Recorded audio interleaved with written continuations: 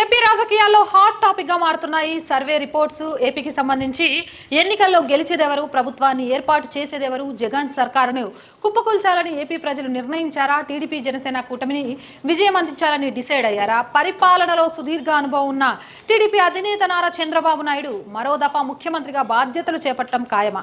ఈ ప్రశ్నలన్నిటికీ కూడా సంచలన సర్వే రిపోర్ట్స్ ద్వారా అవుననే సమాధానమే వినిపిస్తోంది.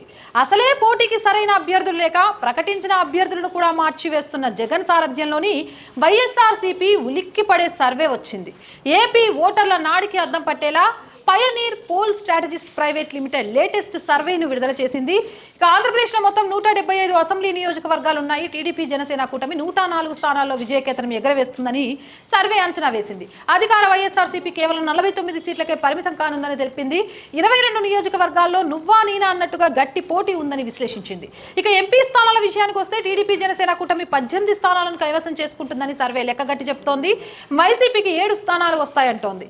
ఇక ఓటింగ్ షేర్ అంచనా గురించి మాట్లాడుకోవాల్సి వస్తే టీడీపీ జనసేన కూటమికి ఓటింగ్ షేర్ భారీగా పెరగడం ఖాయమని పైనర్ poll strategist survey private limited తెలియజేస్తోంది. ఇక ఈ కూటమికి 51.4% ఓట్లు పడతాయని అంచనా వేసింది. ఇక వైఎస్ఆర్సీపీకి 42.6% ఓట్లు వస్తాయని లెక్కగట్టింది. అనూహ్యంగా కాంగ్రెస్ పార్టీ క్రమంగా పుంజుకుంటుందని, ఓటింగ్ షేర్ 3% పెరిగిందని వెల్లడించింది. ఇక బీజేపీకి 1.3%, ఇతరులకు 1.4% ఓట్లు పడతాయని పేర్కొంది. ఇతర పార్టీల జాబితాలో సిపిఎం, సిపిఐ, బీఎస్పీ, బీసీవై, జై భారత్ పార్టీ వంటి పార్టీలు ఉన్నాయని తెలిపింది.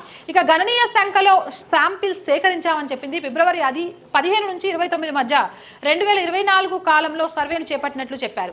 Pioneer Poll Strategist Private Limited ఈ విషయాన్ని వెల్లడించింది. రాష్ట్ర వ్యాప్తంగా 175 నియోజకవర్గాల్లో సర్వే చేపట్టామని 53,000 మంది అభిప్రాయాలు సేకరించినట్టుగా వెల్లడించింది. సర్వేలో పాల్గొన్న వారిలో 54% మంది పురుషులు, 46% మహిళలు ఉన్నారని వివరించింది. అయితే ఇప్పటి వరకు మిగిలిన సర్వేలకు ఈ సర్వేకి పూర్తి డిఫరెన్స్ అయితే కనిపిస్తోంది.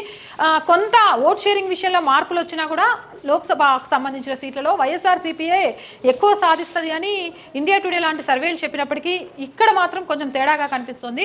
అంటే లేటెస్ట్గా తీసిన సర్వే కాబట్టి ఇది ప్రజల్లో కొంత ఆలోచన వచ్చి ఉండొచ్చు అనేది కూడా వస్తుంది. అయితే ఏవైతే నవరత్నాలు ఉన్నాయో ఆ నవరత్నాలు మళ్ళీ అమల్లో జరగాలంటే జగన్ సర్కారే ఉండాలనే ఆలోచనలో కూడా కొంతమంది ప్రజానికం ఉంది అనే వాదన వస్తుంది. షర్మిల ప్రభావం అయితే ఆంధ్రప్రదేశ్లో ఏమాత్రం లేదని, కాంగ్రెస్ ఓట్ షేరింగ్ కూడా పెరగలేదనే విషయం చాలా క్లియర్గా అర్థమవుతుంది. మరి ఈ సర్వే రిపోర్ట్పై మీ అభిప్రాయం ఏంటనేది కామెంట్ సెక్షన్లో తెలియజేయండి. మోర్ వీడియోస్ కోసం మన ఛానల్ వెంటనే సబ్స్క్రైబ్ చేయండి. ఈ వీడియో నచ్చిందా లైక్ చేయండి, షేర్ చేయండి.